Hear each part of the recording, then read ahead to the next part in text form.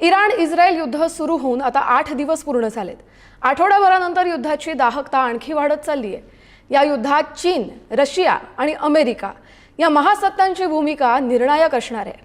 या महासत्तांचं नेमकं काय धोरण आहे आणि त्यामुळे संपूर्ण जगाचं टेन्शन कसं वाढणार आहे, त्याच विषयीचा हा special report. Okay guys, we gotta go.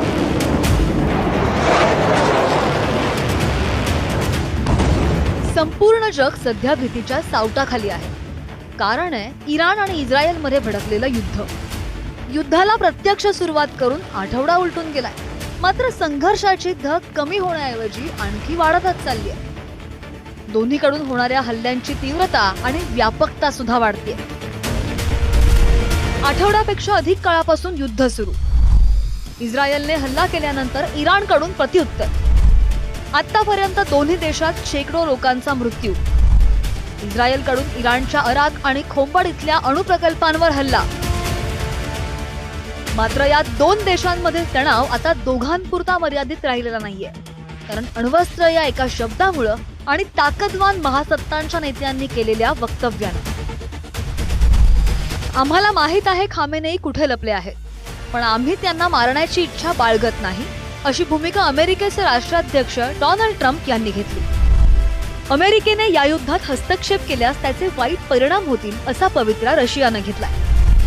पश्चिम आशियात सुरू असलेल्या संघर्षामुळे संपूर्ण जागतिक शांततेवर परिणाम होऊ शकतो। यासाठी युद्धबंदी ही तत्काळ प्राथमिकता असायला हवी। आंतरराष्ट्रीय वाद शांततेच्या मार्गाने सोडवले जावेत, बळाचा वापर हा योग्य नाही, अशी भूमिका चीनने घेतली आहे।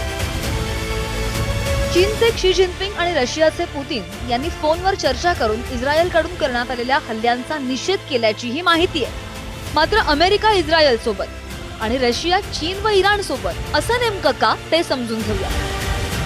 अमेरिकेचा जो कल आहे या इस्रायल इराण संघर्षामध्ये हा प्रो इस्रायल आहे, परंतु ते करत असताना वेस्ट एशियामध्ये आपलं स्ट्रॅटेजिक इम्पॉर्टन्स कसं राहील याचाही अमेरिका विचार करतो। इराणचं जे सामरिक भागीदारी ही रशियासोबत अधिक घट्ट आहे आणि त्याचबरोबर सध्याचे जे अरब इस्रायल इराण संघर्ष आहे यामध्ये मेडिएशन करता येईल का किंवा मध्यस्थी करता येईल का, मध्यस्थीचाही प्रयत्न रशियाद्वारे करण्यात येत आहे। चीन हा इराणचा स्ट्रॅटेजिक सामरिक हा एक भागीदारी आहे आणि त्याचबरोबर चीनने डिप्लोमॅटिक सपोर्ट जो आहे तो इराणला दिलेला आहे, त्यामुळे इराणला रशिया आणि चीनचा सपोर्ट आहे।